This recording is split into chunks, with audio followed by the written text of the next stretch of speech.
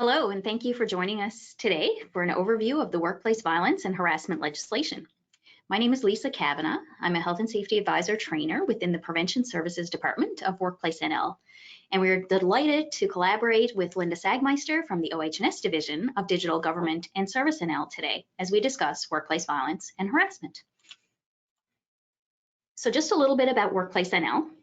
Serving approximately 13,000 injured workers and 17,500 employers, Workplace NL administers an employer-funded, no-fault insurance system that promotes safe and healthy workplaces, provides return-to-work programs, and offers compensation to injured workers and their dependents. Further to that, Prevention Services, the department that I work in, is made up of a group of health and safety professionals that focus on promoting OH&S education and awareness with employers and employees in our province. So some of the services that we provide include working with employers with high claims costs to help them reduce injuries at their workplaces, providing statistics on employer performance and other measures of safety, developing OH&S resources, publications, workshops, and webinars for workplaces, developing training standards, approving training programs for certification, and certifying persons who meet those standards, assisting occupational health and safety committees, worker health and safety representatives and designates to increase the effectiveness of their duties. We provide education and direction to employers for the prevention of occupational disease and musculoskeletal injuries. So there's a whole host of services that Prevention Services can provide, and one of these is the Learning Series. So the Health and Safety Learning Series is a program designed and delivered by staff at Workplace NL to increase the education and awareness of occupational health and safety and return to work in the workplace. So the series includes workshops and webinars.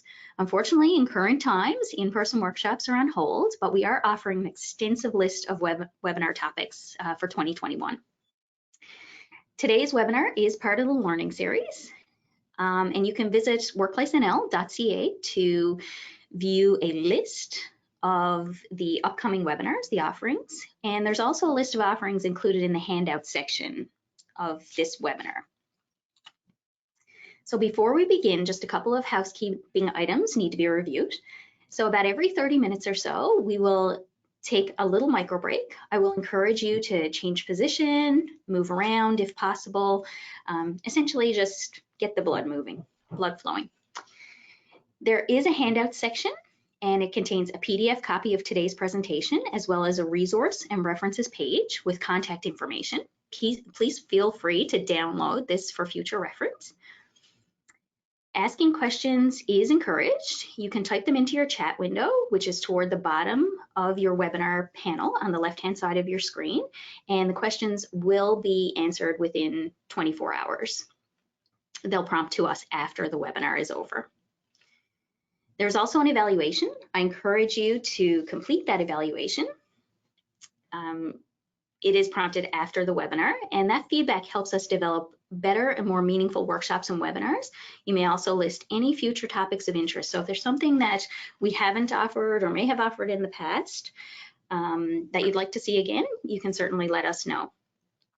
I will now pass the presentation over to Linda Sagmeister with the OH&S Division of Digital Government, and Service NL. And Linda will guide us through an overview of legislative changes and requirements related to harassment and workplace violence.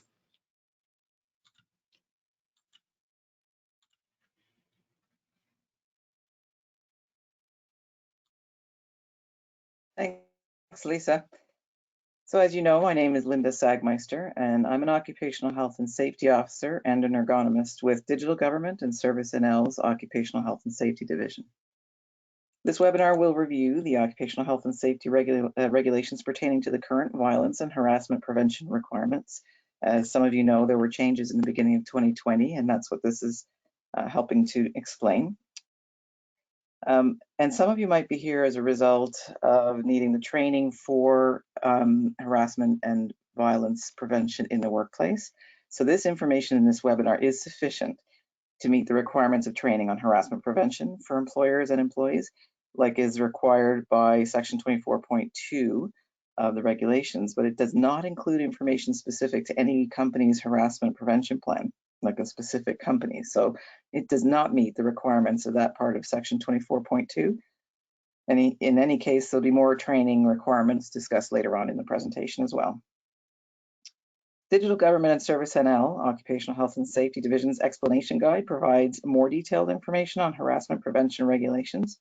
There's a link to the guide on the slide that you can see here, and there's also one in the handout section that you can have a look at as well. But in any case, it is actually helpful to review the explanation guide and the current Newfoundland and Labrador Occupational Health and Safety Act and regulations in conjunction with this webinar.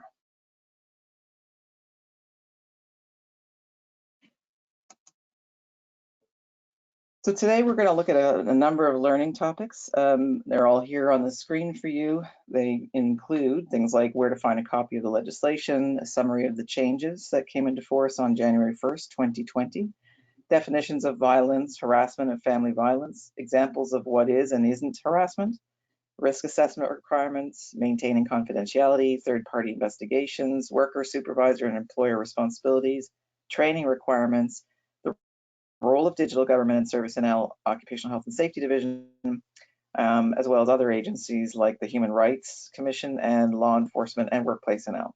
So links to the online resources referenced during the webinar will be provided at the end as well. An up-to-date official version of the Newfoundland and Labrador Occupational Health and Safety Regulations, including the January 1st, 2020 Violence and Harassment Amendments and additions, can be found at the link shown at the bottom of this slide, and they are also provided at the end in a slide at the end of this presentation as well. All right, so what's changed? So as many of you probably know, there was a violence section already included in the Occupational Health and Safety Act, in the regulations in 2009. So as of January 1st on 2020, changes to the regulations came into force, which actually expanded the definition of violence in the workplace. And they added the requirement for employers to prevent and stop harassment in the workplace. Family violence also was added as a specific risk, and additional considerations were added to the violence risk assessment process. We're going to go over all of those changes in this webinar. The requirement for employers to develop a harassment prevention plan, attend and provide training, and investigate instances of harassment in the workplace, among other changes related to violence and harassment, also came into force. So changes are identified and explained, as I said, throughout this webinar. The previous requirements for violence were found in the Newfoundland and Labrador Occupational Health and Safety Regs in section 22, 23, and 24. So as of 2020, the regulations were amended. Sections 22 and 23 were repealed and substituted, and then there were additions made also to section 24. On January 1st, 2020, the definition of violence in the workplace changed to remove the provision of the violence to be exercised by someone other than a worker. That means that violence or harassment now exercised by anyone against a worker in the course of performing their duties is the responsibility of the employer to address. The definition of violence can be found in section 22(1), and it means the attempted or actual exercise of physical force to cause injury to a worker, and it includes threatening statements or behavior which gives a worker reason to believe that he or she is actually at risk of injury. The definition of harassment as found in the regulations, section 22(2), is inappropriate vexatious conduct or comment by a person to a worker that the person knew or ought to have known would cause the worker to be humiliated, offended, or intimidated. Vexatious means causing or tending to cause annoyance, frustration, or worry, and some similar words or synonyms could be annoying, irritating, irksome, displeasing, infuriating. The Human Rights Act 2010 prohibits harassment on the basis of specifically defined circumstances, and those are called prohibited grounds. So we'll discuss those in a little bit more detail on the coming slides. But harassment which is not based on prohibited grounds is typically referred to as personal harassment, which we'll also discuss. Any type of harassment in the workplace is not acceptable, and it must be prevented as required by the Newfoundland and Labrador Occupational Health and Safety Regulations. All right, let's talk about the prohibited grounds. In the Human Rights Act of 2010 prohibits harassment based on the prohibited grounds, and those are defined in the Act. The OHS regulations definition of harassment encompasses any kind of harassment, whether or not it's based on prohibited grounds. Harassment based on prohibited grounds includes any inappropriate conduct, comment, display, action, or gesture by a person that's made on the basis of race, color, nationality, ethnic origin, social origin, religious creed, religion, age, disability, disfigurement, sex, sexual orientation, gender identity, gender expression, marital status, family status, source of income, and political opinion, and constitutes a threat to the health or safety of the worker.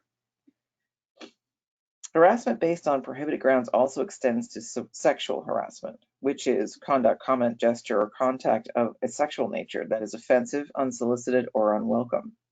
Examples might be a direct or implied threat of reprisal for refusing to comply with a sexually oriented request, unwelcome remarks, jokes, innuendos, propositions, or taunting about a person's body, attire, sex, or sexual orientation, displaying pornographic or sexually explicit pictures or materials, unwelcome physical contact, unwelcome invitations or requests, direct or indirect, to engage in behavior of a sexual nature, or refusing to work with or have contact with workers because of their sex, gender, or sexual orientation.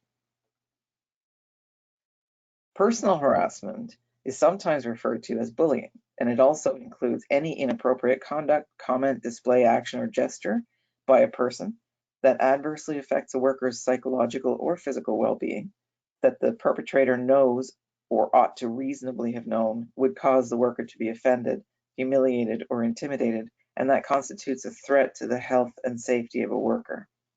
Personal harassment typically involves repeated occurrences and can be seen as a pattern of behavior.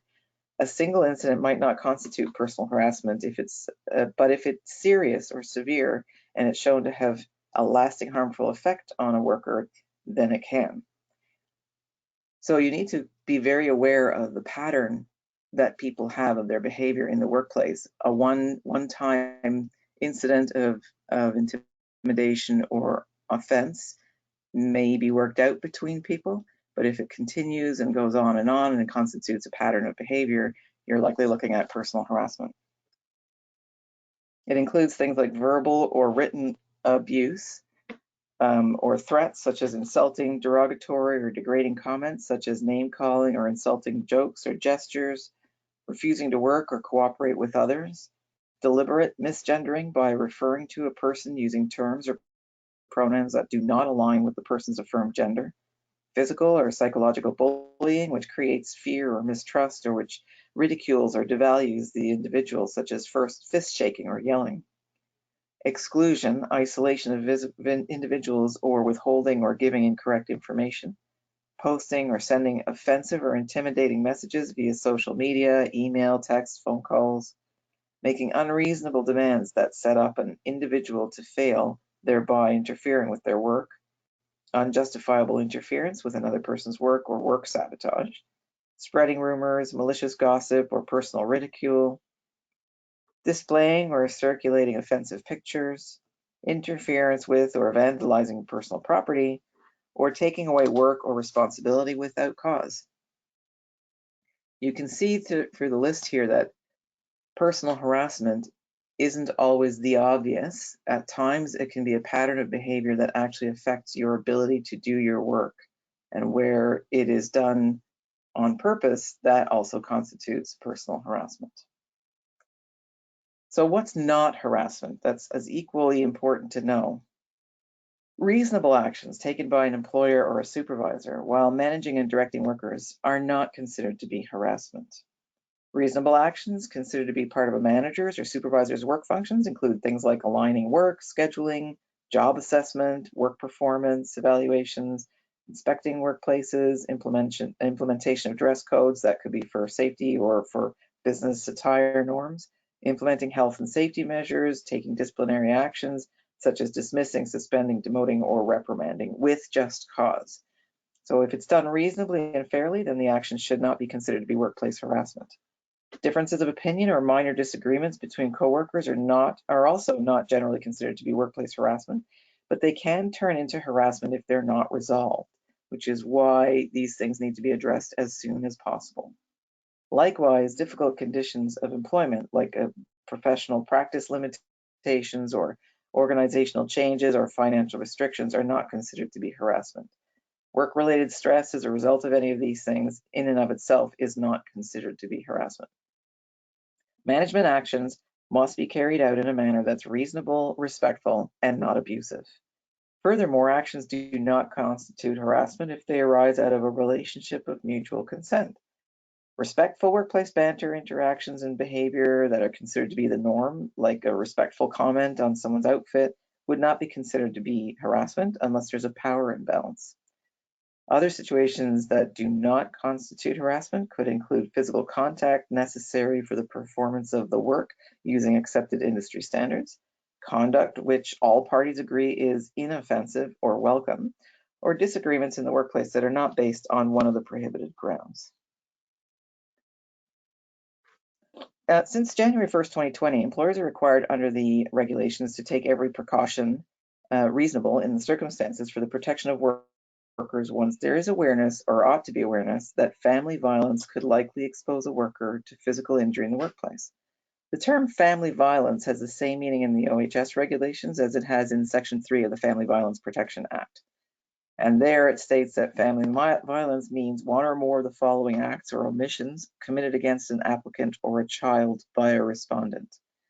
That would be an assault that consists of the intentional application of force that causes the applicant to fear for his or her safety but does not include an act committed in self-defense. An intentional, reckless, or threatened act or omission that causes either bodily harm or damage to property, or that causes a reasonable fear of bodily harm or damage to property. Forcible physical confinement without lawful authority, sexual assault, sexual exploitation, or sexual molestation, or the threat of either of these. Conduct that causes the applicant to reasonably fear for his or her safety, including following, contacting, communicating with, observing, or recording a person. The phrase ought reasonably encompasses both a subjective and objective element. The phrase is best explained by considering that even if a person is not aware that his or her behavior is unwelcome, if that person, if a reasonable person in that same situation would have known that the behavior was unwelcome, then it's considered to be that that person ought reasonably to have known that his or her behavior was unwelcome. Examples of possible means to prevent family violence in a workplace include contacting and working with a police agency to develop an appropriate plan of action, especially communicating with the worker in question to find out what they need, and communicating with other workers in the workplace as well regarding what they should do if they witness violence or they think it's likely to occur. Ensuring that workers are not working alone wherever possible, and if it is required that they must work alone, then the working alone policies need to be strictly implemented, enforced, and adhered to. Violence risk assessment also was required in the previous regulations, and in Section 22.2, it was required that they were to do that where there was considered to be a risk from violence to be present in their workplace. But as of January 1st, 2020, every single business in the province, which is provincially regulated, has to conduct a violence risk assessment regardless. Both the previously referenced violence risk assessment and the 2020 assessment in Section 22.1(1) A, B, and C stated that the risk assessment must include consideration of things like previous experience in the workplace, occupational experience in similar workplaces, the location and circumstances in which work might take place. So if you're doing a violence risk assessment and you find that in your own history or past in the organization there has been robbery, or there has been any other type of violence, threat of robbery even, then that needs to be included in your new risk assessment. And if places that you are similar to, so other retail locations or other personal care homes maybe, or other businesses that are similar to yours have experienced some type of violence, take that information as well and use that in your own risk assessment. The two new required considerations that were added in 2020 were subsections D and E. The workplace characteristics, including demographics, culture, and the presence of new workers, should now be considered when performing the risk assessment. This helps to identify possible triggers for harassment and to identify possible means of preventing it from taking place. The other new requirement is to consider issues raised by the Occupational Health and Safety Committee, the Worker Health and Safety Representative, or Workplace Designate, which significantly enhances the effectiveness of the assessment, making it more tailored to the workplace. And you can imagine that that would be the case where they would bring you specific information about the location that they're working in. Employers should be prepared to show occupational health and safety officers who are performing an inspection how the input from these groups has been gathered and included in the risk assessment. Section 22(1)(2) requires employers to protect the confidentiality of information obtained in the course of conducting a violence risk assessment. Personal information is information or an opinion, including information or an opinion forming part of a database, whether true or not, and whether recorded in a material form or not, about an individual whose identity is apparent or could reasonably be ascertained from the information or opinion. Where a risk of injury to workers from violence is identified by the risk assessment performed under Section 22(1)(1), the employer must establish procedures, policies, and work environment arrangements to eliminate the risk to workers from violence. Where elimination of the risk to workers isn't possible, the employer shall establish procedures, policies, and work environment arrangements to minimize the risks to workers. Once the risks are identified and documented, then possible means of addressing each of the risks need to be identified. These are referred to as preventive measures or controls, and they should be recorded in the same violence risk assessment document. And that document is most often kept in with the Occupational Health and Safety Program. It doesn't have to be, but if there's where the violence section is in the program, it should at least reference where the assessment is. Some of the risks that are identified in the risk assessment might already be in, some of the controls that are identified for those risks might already even be in place, but others still might need to be established. So for the required controls that are not in place already, the risk assessment document should clearly show who is responsible for ensuring that the controls are put in place and by what date. The document should then be revisited. It has to be revisited actually to follow up on any outstanding actions and to ensure that all the risks have been appropriately addressed. And from time to time, it should be revisited in any case as part of the health and safety program. Employers need to be prepared to show an occupational health and safety officer how the Occupational Health and Safety Committee, Worker Health and Safety Representative, or Workplace Designate was engaged in the violence risk assessment process. Under Section 24(1), an employer shall inform workers who may be exposed to the risk of violence of the nature of the risk and the precautions that may be taken. The duty to inform workers in subsection 1 includes a duty to inform information related to the risk of violence from persons who have a history of violent behavior and whom workers are likely to encounter in the course of their work.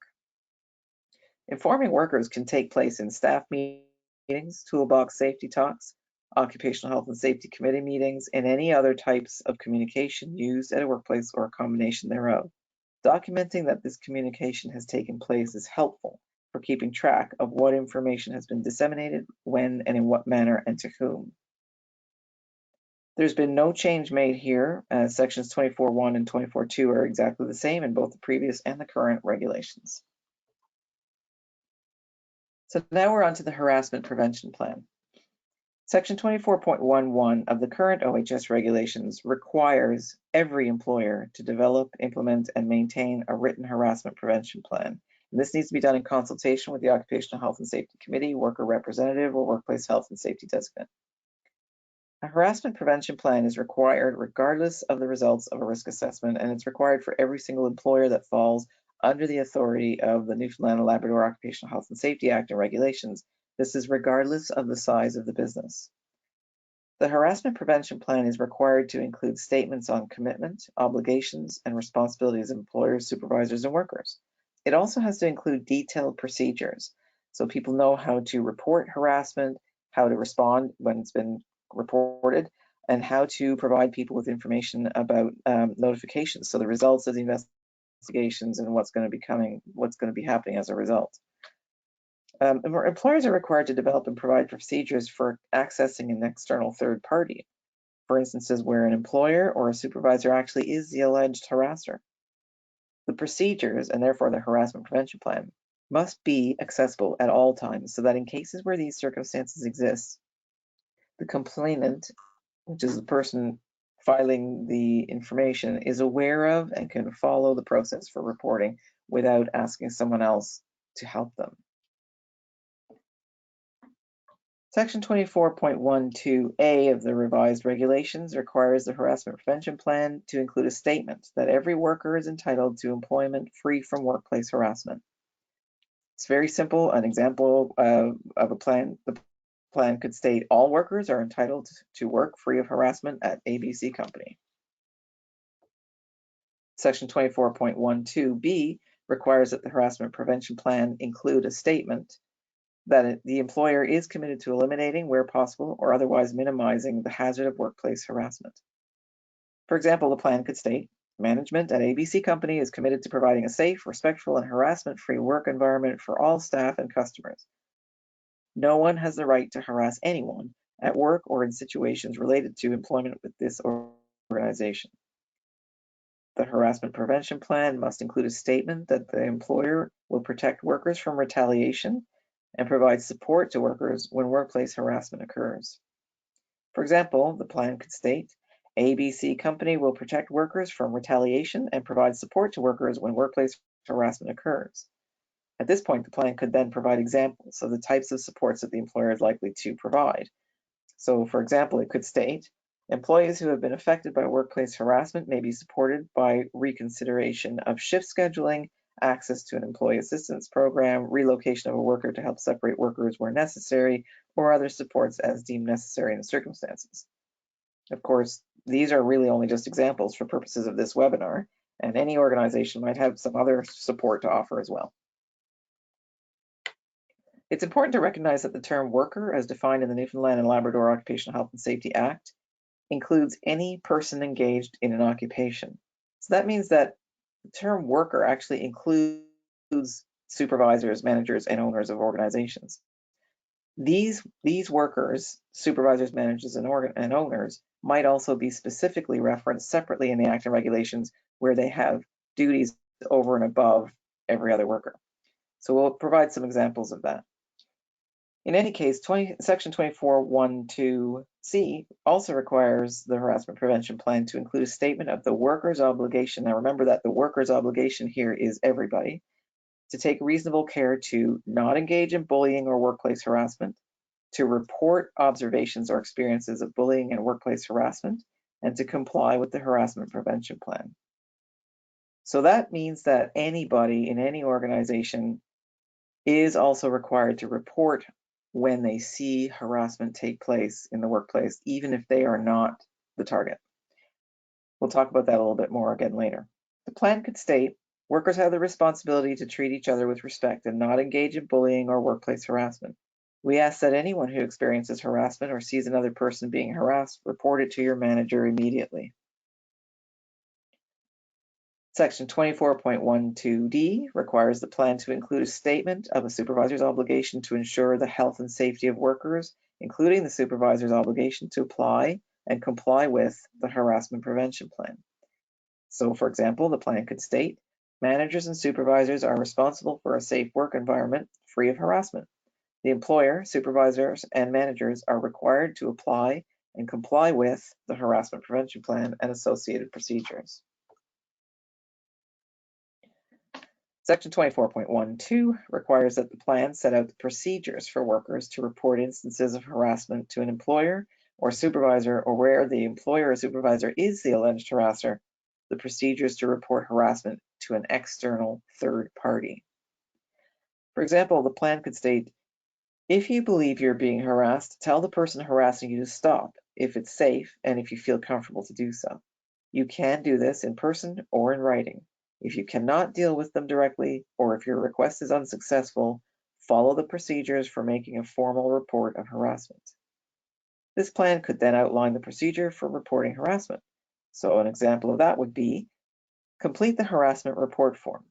The forms can be found on the ABC company intranet under Occupational Health and Safety. Provide the report to your supervisor. If the harassment is by the employer or manager or your supervisor, report the situation to the XY HR company at the following email address or phone number.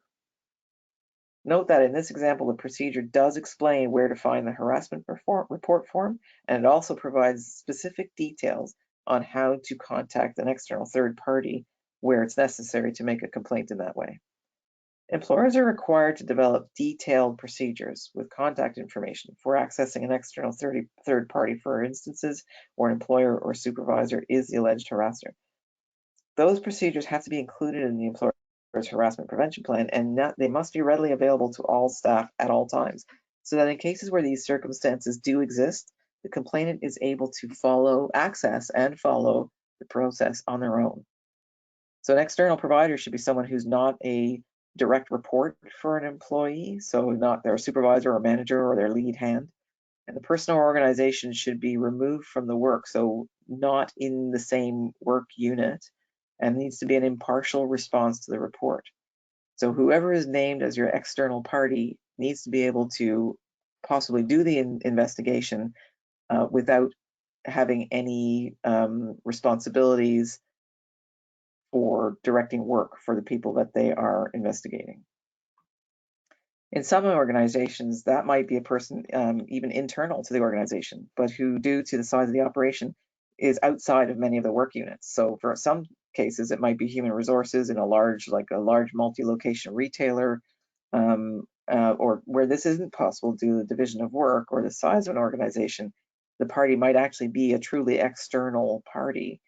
So some examples of types of organizations include, but of course aren't limited to, a legal firm, a human resources firm, a professional association, or there are companies also that actually specialize in receiving and dealing with harassment reports. The company's harassment prevention plan must also set out the procedures to be followed after a complaint of workplace harassment is received and the manner in which a complaint is investigated. For example, the plan could state, once the complaint has been received, it'll be investigated thoroughly and promptly by the HR manager within the following timelines. When a complaint is received, a meeting will be scheduled with the complainant within 5 business days to begin the investigation process. Employers are required to investigate complaints of harassment. Any employer may choose to hire a service provider to perform investigations, or they may complete them internally. Investigation procedures must follow industry best practice. And those need to be laid out as well in the harassment prevention plan to some degree to be able to show how an investigation will take place. The plan must set out the procedures regarding notification of results of investigations and any actions to be taken as a result of an investigation. So the results would be whether or not harassment has taken place, and then there might be controls put in place, as we talked about earlier, or some kind of actions to address that fact. So for example, the plan could state, when the investigation is complete, the HR manager will inform the person who filed the complaint and the alleged harasser of the results of the investigation within 1 week, either in person or by telephone. Employees who are found to have harassed another person will be subject to corrective action by the employer. Corrective actions include, but are not limited to, and here's where an employer could list what kinds of corrective actions could be considered. So these would normally be similar to or even the same as an existing disciplinary procedure for the company, or it might add some types of corrective actions such as a public apology or further relevant training. Section 24.1.2G requires the plan to include a statement that any information obtained relating to workplace harassment, including personal information, will not be disclosed unless it's necessary for the purpose of an investigation, corrective action relating to the complaint, or where required by law. For example, the plan could state the company and its managers will not identify a complainant, an alleged harasser, or any circumstances about a complaint, including personal information, to anyone unless it's necessary for the purpose of the investigation, for corrective action relating to the complaint, or where required by law. Depending on the circumstances, an OHS officer may issue an order for a harassment investigation report to be provided division for review.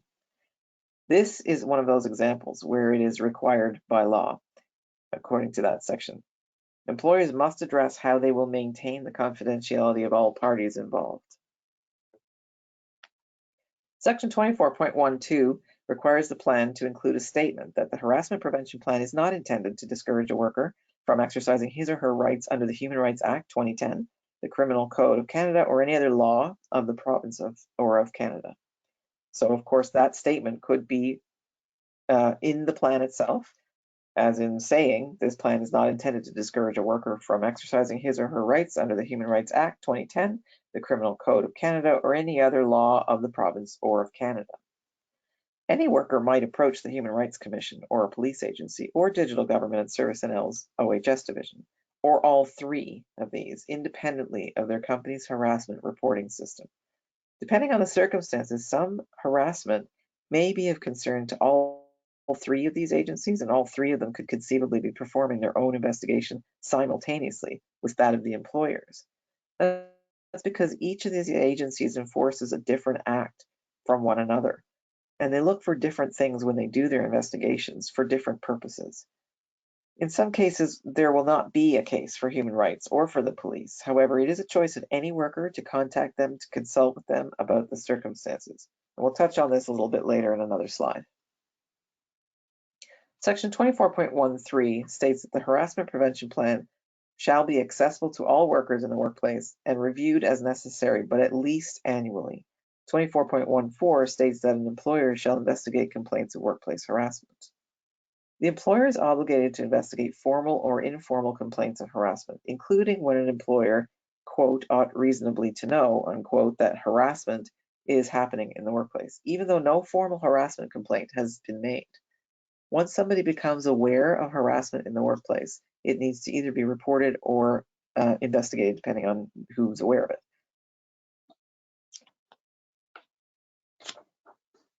As per section 24.14 of the Occupational Health and Safety regulations, employers are required to investigate complaints of workplace harassment, as mentioned. As noted earlier, the regulations require the employer to develop procedures for accessing an external third party for instances where the employer or supervisor is the alleged harasser, and the procedures must be included in the harassment prevention plan. Where an occupational health and safety officer considers it necessary, they might order an impartial third party investigation of a complaint of workplace harassment as per section 24.15. That decision would be based on a number of circumstances, including but not limited to the quality of the investigation already performed by an employer or their representative at a workplace. So for example, the investigation might be found to be lacking or not to sufficiently address the complaint, or to have been done without using industry best practices, and therefore for complete impartiality and fairness. The cost of the third-party investigation will be the responsibility of the employer, as stated under section 24.16. As per section 4 of the Newfoundland and Labrador Occupational Health and Safety Act, employers have the general duty to ensure, where it's reasonably practicable, the health, safety, and welfare of his or her workers. And then there are other specific duties also listed in the Act under section 5. A copy of the Newfoundland and Labrador Occupational Health and Safety Act and regulations is required to be readily accessible to all workers at the workplace. Employers should already be familiar with the general and specific duties of employers, supervisors, and workers according to the Act and the regulations. Every employer has the specific legal obligation to ensure, as much as reasonably practical, that workers are not exposed to harassment with respect to any manner or circumstance arising out of employment. This duty extends to incidents that occur at the workplace or during work hours, conduct perpetrated by another employee, so a coworker or supervisor, or the employer, conduct perpetrated by someone other than an employee but with whom the worker is required to meet, including clients, contractors, or the public, and incidents that occur outside of the usual workplace or after work hours that arise out of or are connected to a worker's employment, like a work-sponsored social event or a conference. Here's a summary of employer responsibilities where violence and harassment prevention is concerned. Conduct a violence risk assessment, establish procedures, policies, and work arrangements to eliminate the risk to workers from violence, develop, implement, and maintain a harassment prevention plan, maintain confidentiality, set out the procedures for workers to report instances of harassment, including the procedure to report instances to an external party where the employer or the supervisor is the alleged harasser.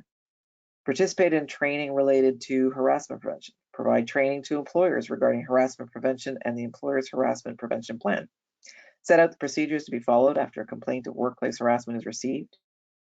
Set out the manner in which a complaint is investigated. Set out the procedures regarding notification of results of investigations and any actions to be taken as a result of the investigation. Protect workers from retaliation and provide support to workers when workplace harassment does occur. Make the harassment prevention plan accessible to all workers in the workplace at all times. So for example, don't leave it in an office which is locked during night shift when people are still working there. Review the harassment prevention plan at least annually or as needed. Investigate complaints of workplace harassment. Pay for any expenses relating to an investigation by an impartial third party if it's ordered by an OHS officer. A complaint can be made against an employer, supervisor, or worker for violation of occupational health and safety legislation. The intent of the new provisions is for the employer to deal with the complaint internally where it has to do with harassment. The employer plays an important role in modeling respectful and professional behavior at the workplace. Employers should use effective management practices to clearly define tasks, roles, and workload, promote fairness and openness in the workplace. This will also lend itself to avoiding harassment complaints being made where regular managerial tasks are being undertaken. Employers could look beyond what's legally required and take additional action to create a respectful working environment, which might include proactive training on topics like respectful workplace, diversity, and conflict resolution, and they might even consider implementing the CSA Standard Z 1003 on psychological health and safety in the workplace. For more information about that standard and how to implement it, Workplace NL also provides webinars on that topic. As per Section 5.1 of the Occupational Health and Safety Act, a supervisor is responsible to ensure the health and safety of all workers under their supervision. They're assigned an important role in health and safety, including the prevention of harassment in the workplace. To successfully implement a harassment prevention plan and most other OHS safety related plans and programs, supervisors have to set an example in their own behavior, and they need to address poor behavior in others as it is observed in a timely and respectful manner. They're responsible for applying the employer's harassment prevention plan and complying with it and enforcing it at the workplace. All supervisors must also take reasonable care not to engage in bullying or workplace harassment, report observations or experience of bullying and workplace harassment, and participate in the harassment training and participate in training about their employer's harassment prevention plan. As per Section 6 of the Newfoundland and Labrador Occupational Health and Safety Act, every worker has the general duty while at work to take reasonable care to protect his or her own health and safety and that of workers and other persons at or near the workplace. In the context of harassment, all workers, including supervisors and management staff, must take reasonable care to not engage in bullying or workplace harassment, to report observations or experiences of bullying and workplace harassment, to comply with the plan, and participate in training regarding harassment prevention and the harassment prevention plan itself. Occupational health and safety regulations require that employers participate in training relating to harassment prevention. That's Section 24.21, and that employers subsequently provide training to employees in that regard and on their own harassment prevention plan as well. All employees must be trained. Training for employers and employees can be received from a variety of sources. Some organizations actually already have in-house expertise on harassment, and they can be used to provide the information to staff in an appropriate manner. Some organizations may need to have some of their management team members or the owners attend outside training to obtain the information they need. Employer representatives who attend the training about harassment prevention as required by the regulations need to be in a position to influence the organization in terms of harassment prevention, implementing the harassment prevention plan, and who can set examples by way of their leadership and accountability. Training can come in a variety of formats, such as webinars like this one, seminars, external training providers, and others. Training will be expected to include some basic components related to harassment and how to prevent it and deal with it in the workplace. Examples of some of the basic components include clearly defining harassment in the workplace, clearly outlining the effects of harassment and how to identify it, identifying what an investigation must achieve, reviewing the need for confidentiality, and reviewing the basic requirements of a harassment prevention plan. Training for employees will be expected to include some in-person or at least electronic in-person contact where discussion can be held to pose and answer questions pertaining to the information. Providing staff with a copy of the harassment prevention plan and asking them to sign a form stating that they've read it is not considered to be adequate training and will not be acceptable for the purposes of compliance with this regulation. So there are other kinds of training, such as fall protection or confined spaces, that are actually prescribed by Workplace NL, and this harassment training is not one of those. If you need more information on training requirements for this part of the OHS regulations, have a look at the document OHS Requirements for Learning About Workplace Harassment Prevention. There's a link provided to that document in the handout section.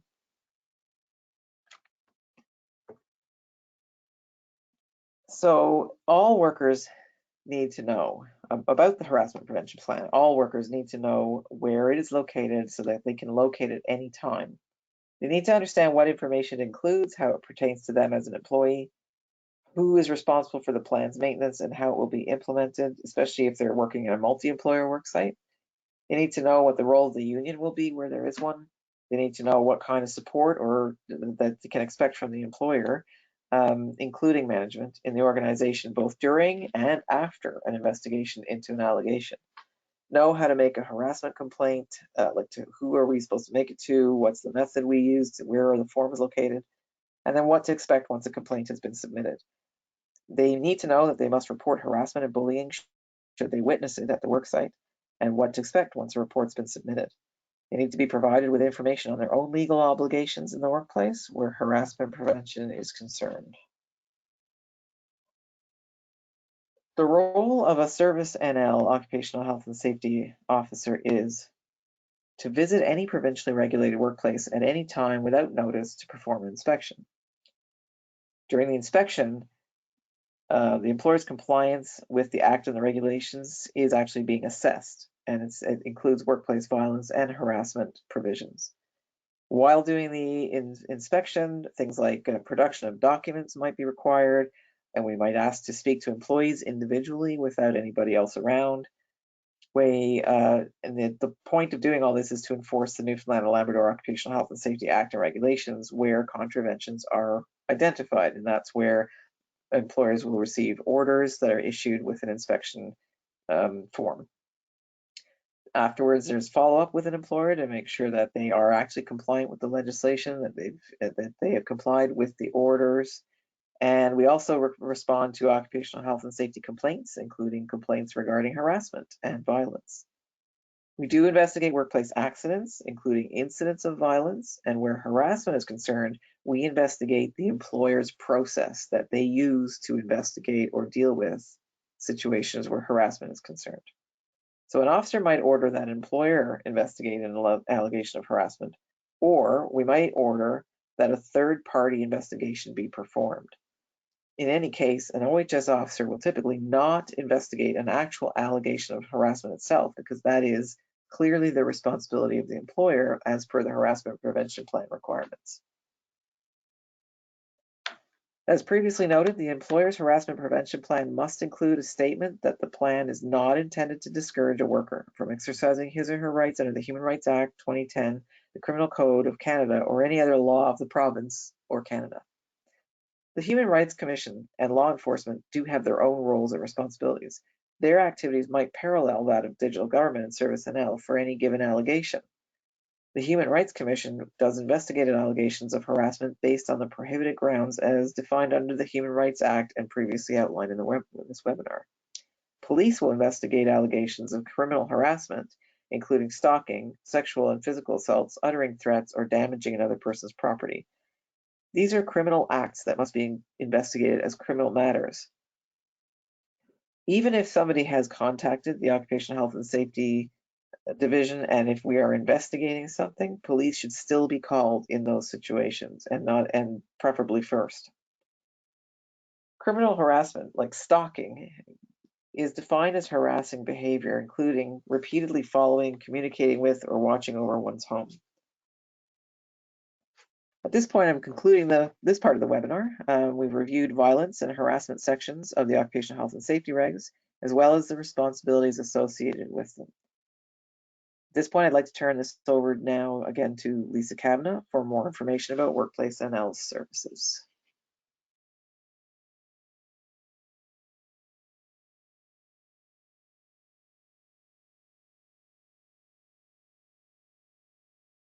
Thank you, Linda. Some great information there. So yeah, a little bit more about the services at Workplace NL.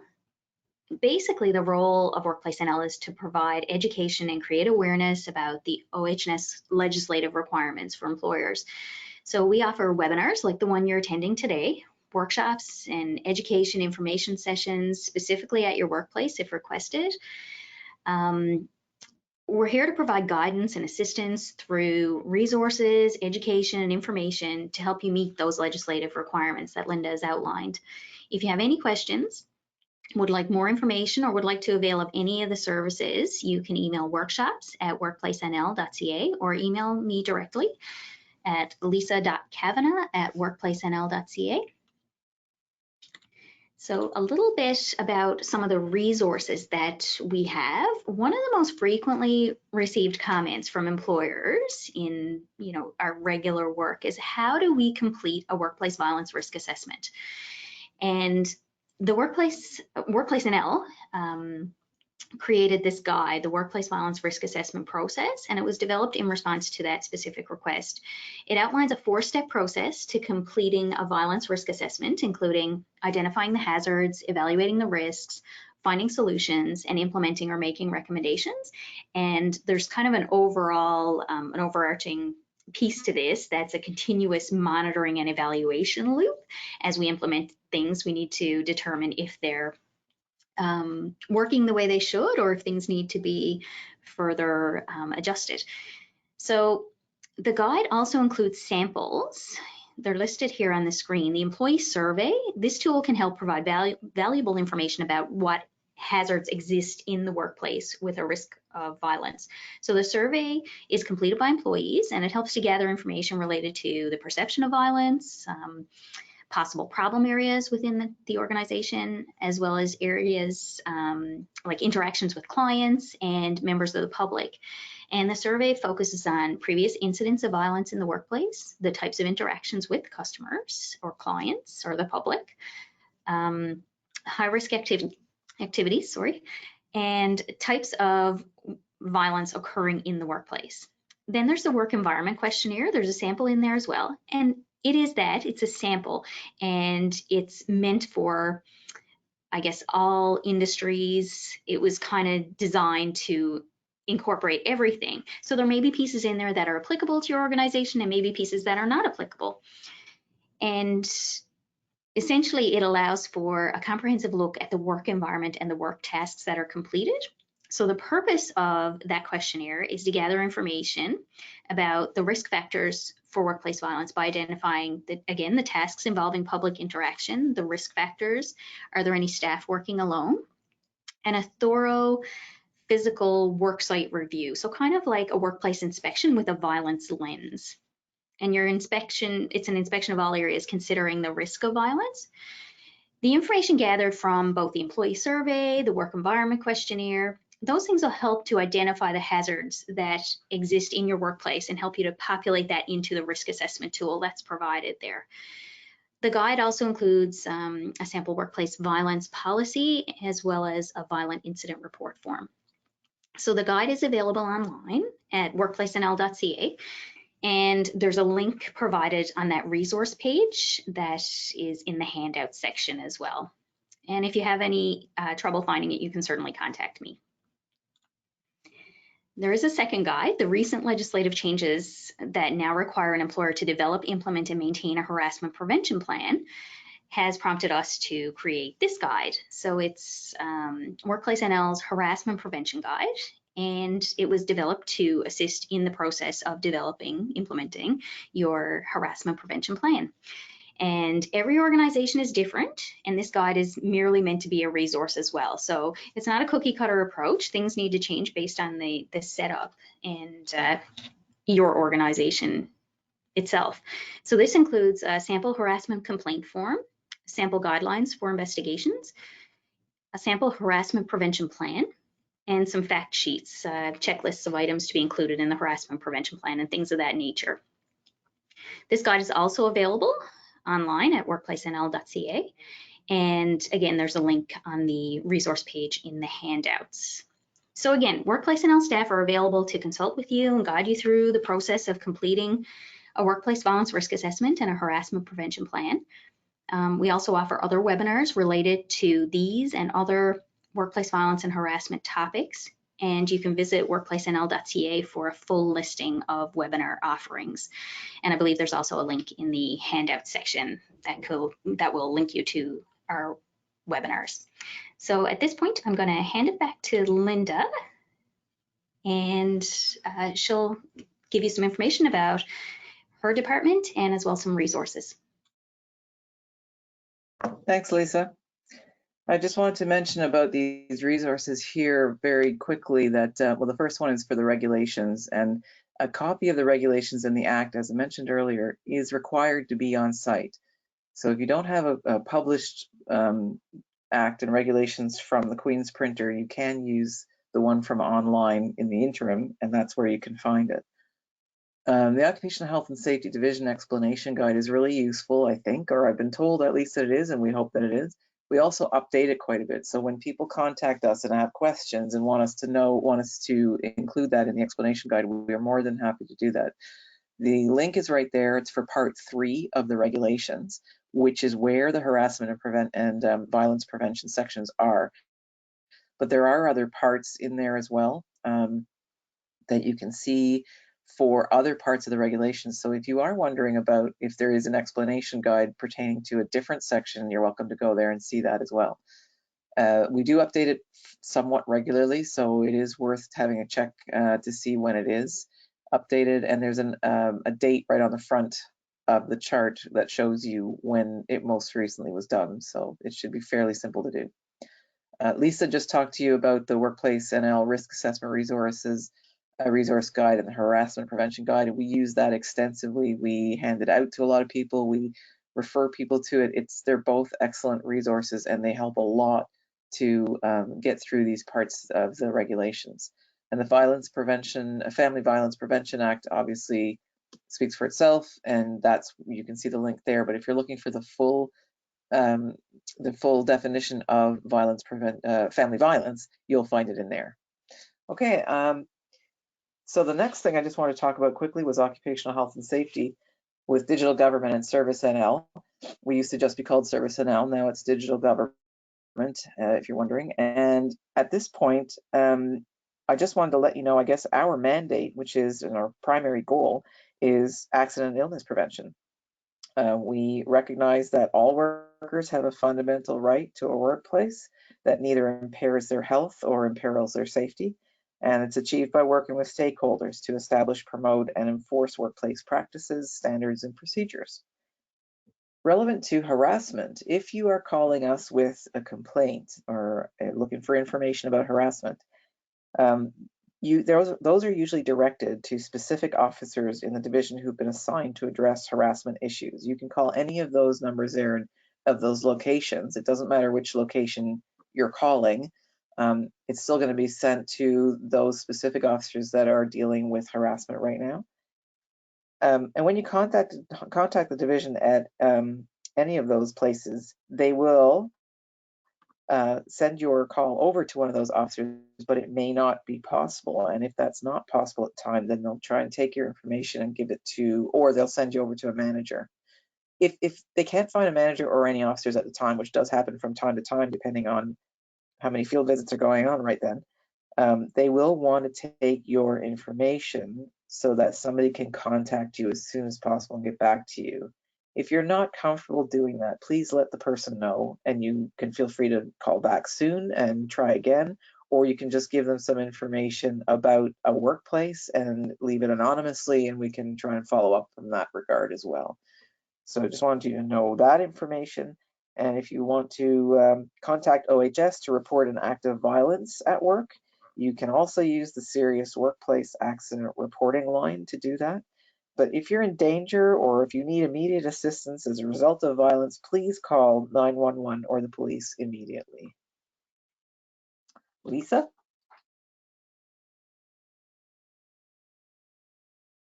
Thanks, Linda. So I'm going to finish it off here now with a little bit of contact information for Workplace NL. So we've got 3 offices across the province: Corner Brook, Grand Falls, and St. John's. The contact information for each of these is listed on this slide. There is also a toll-free number, 1-800-563-9000, which will connect you with the appropriate office or person based on your inquiry. As mentioned earlier, if you have any questions or require assistance as you complete your workplace violence risk assessment or your harassment prevention plan, you can certainly reach out to us at Workplace NL, or you may call me directly at 778-1544 or reach me by email at lisa.kavanagh@workplacenl.ca. As well, we can facilitate OH&S education sessions for your workplace on these topics, the workplace violence, harassment, respectful workplace topics, or many other OH&S related topics. Just touch base with us. So at this point, the webinar is concluded. If you have forwarded questions throughout the webinar into your chat box, we will respond to them via email within 24 hours of the webinar ending. If you'd like to follow up with us, if you have any other questions, you can certainly email or contact us by phone through the contact information that's provided on the handout sheet. I'd like to thank you for your participation today. Thank Linda for her collaboration with us in providing you with the legislation and workplace violence and harassment legislation overview. Thank you and have a great day.